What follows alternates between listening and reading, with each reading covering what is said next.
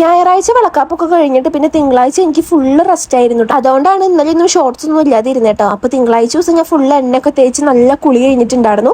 പിന്നെ ഇതേ ചൊവ്വാഴ്ച ആയപ്പോൾ നന്നായിട്ട് ഇന്ന് ഷാമ്പു ഒക്കെ ഇട്ട് നന്നായിട്ട് തല കഴുകിട്ടോ. അങ്ങനെ തല കഴുകിയ മുടി ഉണക്കി കഴിഞ്ഞാൽ എനിക്ക് ഭയങ്കര കംഫർട്ടാണ്. എനിക്ക് മുടി എപ്പോഴും ഞാൻ ഉണക്കി വെക്കാറുണ്ട് കേട്ടോ, ഡ്രയർ ഉപയോഗിച്ചിട്ട്. പിന്നെ ഇതെൻ്റെ അച്ഛമ്മ വന്നിട്ടുണ്ടായിരുന്നു. അങ്ങനെ അച്ഛമ്മയായിട്ട് കുറേ നേരം സംസാരിച്ച് അങ്ങനെ ഇരിക്കാറുണ്ട്. ഷാമ്പു ഇട്ട കാരണം മുടി ഉണങ്ങിയപ്പോൾ അതേ എന്നെ വീണ്ടും കുളിക്കാത്ത ലുക്കായിട്ടോ. അത് കഴിഞ്ഞിട്ട് കുറച്ച് നേരം കഴിയുമ്പോഴേക്കും തങ്കച്ചമ്മ വന്നിട്ടുണ്ടായിരുന്നു കേട്ടോ. അച്ഛമ്മ വന്നപ്പോഴേക്ക് 2 കാരക്കമിഠായി തന്നു. കുറെ നാളെ ഇത് കഴിച്ചിട്ട് ഇത് കിട്ടിയ പാടെ ഞാൻ വായിലെടുത്തിട്ടു. അപ്പോഴേക്കും അത് പൊടിഞ്ഞു പോണ പോലെ, മുന്നൊക്കെ കല്ല് പോലെ ഉണ്ടാവുക. അത് കഴിഞ്ഞപ്പോൾ നമ്മുടെ നിത്താരക്കുട്ടി വന്നിട്ടുണ്ടായിരുന്നു.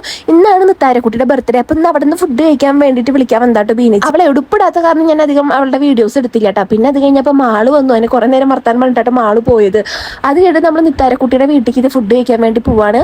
അപ്പൊ അവളുടെ ഞായറാഴ്ച അവളുടെ ബർത്ത്ഡേ സെലിബ്രേറ്റ് ചെയ്തിട്ടുണ്ടായിരുന്നു. അപ്പൊ അവിടെ നിന്ന് കുറച്ച് പാത്രത്തിൽ നെയ്ച്ചോറും ചിക്കൻ കറിയൊക്കെ വീട്ടിലേക്ക് കൊടുത്തിട്ടുണ്ടായിരുന്നു. അപ്പൊ ആ പാത്രം കൈ പിടിച്ചിട്ട് ഞാനും ആദർശേണ്ണ കൂടിയിട്ട് ബീനേച്ചർ വീട്ടിലേക്ക് പോയതാട്ടോ. അപ്പൊ ഒരുത്തി ഇതേ അവിടെ ഇരുന്ന് ഇങ്ങനെ ആദർശേണ്ണ മുഖത്ത് നോക്കി ഇരുന്ന് ചിരിക്കുന്നുണ്ട് കേട്ടോ. അപ്പൊ നീനു ചേച്ചി നീനു ചേച്ചിയുടെ അച്ഛനും അമ്മേനെയും വീഡിയോ കോൾ ചെയ്തിട്ട് നിത്താരക്കുട്ടീനെ കാണിക്കട്ടെ. ഇതാണ് നമ്മുടെ നിത്താരക്കുട്ടിയുടെ അമ്മ. കുറച്ച് പേര് ചോദിച്ചിട്ടുണ്ടായി നിത്താരക്കുട്ടിയുടെ അമ്മ ബീനേച്ചിയാണോ എന്നിട്ടാ. അപ്പൊ ബീനേച്ചിയുടെ മോന്റെ കുട്ടിയാട്ടാ നിത്താര. ബീനേച്ചിക്ക് 3 ആൺപിള്ളേരാട്ടോ. ബീനേച്ചിയുടെ ഏറ്റവും വലിയ ആഗ്രഹമായിരുന്നു വീട്ടിലൊരു പെൺകുട്ടി വേണം. അങ്ങനെ 2 ചേട്ടന്മാരുടെ കല്യാണം കഴിഞ്ഞിട്ട് 2 ചേട്ടന്മാർക്കും ആദ്യം ഉണ്ടായത് ആൺകുട്ടിയായിരുന്നു. അപ്പൊ നമ്മുടെ മൂത്ത ചേട്ടന് രണ്ടാമതുണ്ടായ ഉണ്ണിയാണ് നമ്മുടെ നിത്താരക്കുട്ടി. അപ്പൊ നിങ്ങൾക്ക് ഊഹിച്ചാ പോരെ ഇവിടുത്തെ രാജകുമാരി വിളങ്ങിയാണ് കേട്ടോ. തലയിലത്തെ കുഞ്ഞിക്കൊമ്പും കയ്യിലാ മൈലാഞ്ചി നെറ്റത്തെ ചുവന്ന പൊട്ടൊക്കെ ബീനേച്ചിയുടെ കലാവിരുദ്ധാണ് കേട്ടോ. ബീനേച്ചിയാണ് ഫുള്ള് ഒരുക്കി കൊണ്ട് നടക്കുന്നത്. അമ്മയ്ക്ക് അച്ഛൻ എന്നെ കണ്ടപ്പോ ഭയങ്കര സങ്കടം, മോളെ വേദനയൊക്കെ സഹിച്ചോളോ എന്നൊക്കെ പറഞ്ഞിട്ട്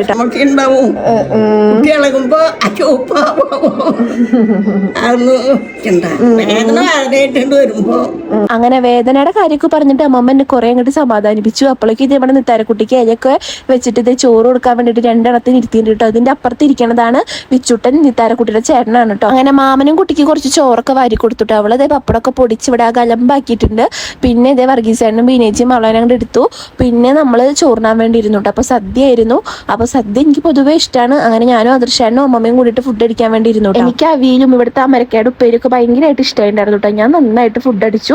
അത് കഴിഞ്ഞിട്ട് ഇതേ പായസം ഇലയിലൊക്കെ ഒഴിച്ച് കഴിക്കാട്ടോ. പപ്പടമൊക്കെ കൂട്ടിയിട്ട് പാലടയായിരുന്നു പായസം ഉണ്ടായിരുന്നു. അങ്ങനെ പപ്പടവും പാലടയൊക്കെ കൂട്ടിയിട്ട് ഞാനും ആദർശേട്ടനും ഇലയിലൊക്കെ നന്നായിട്ട് കഴിച്ചു കേട്ടോ. അത് കഴിഞ്ഞിട്ട് ഒരു ഇത് കസാരയുടെ ബാക്കിൽ ഒളിച്ചിട്ടുണ്ട്. അപ്പൊ അവളെ പിടിക്കാനുള്ള തത്രപ്പാടിലാണ് വർഗീസേട്ടനും ആദർശേട്ടനും കേട്ടോ. അത് കഴിഞ്ഞിട്ട് അവള് ഞങ്ങളുടെ ഒപ്പം കൂടെ പോകുന്നു. ഞങ്ങൾ ഫുഡ് അടി കഴിഞ്ഞിട്ട് വീട്ടിലേക്ക് വരുമ്പോൾ അവള് ഞങ്ങളുടെ ഒപ്പം പോകുന്നു കേട്ടോ. വീട്ടിലെത്തിയിട്ട് ഫാൻ്റെ സ്വിച്ച് ഇട്ടപ്പോൾ കറണ്ടും ഇല്ല കേട്ടോ. എന്റെ ഭഗവാനെ, ഞങ്ങൾ തന്നെ ആവിയിൽ പുഴുങ്ങാട്ട പോലെയായിരുന്നു.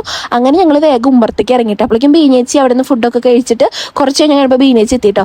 അങ്ങനെ നിത്താരക്കുട്ടിക്ക് ആദർശേട്ടൻ മുന്തിരി കൊടുക്കാൻ കേട്ടോ. പിന്നെ മാമനോടുള്ള സ്നേഹപ്രകടനമാണ് ഈ കാണുന്നത് കേട്ടോ. ആദർശേട്ടൻ നിന്ന് ഉമ്മ കൊടുക്കാട്ടോ.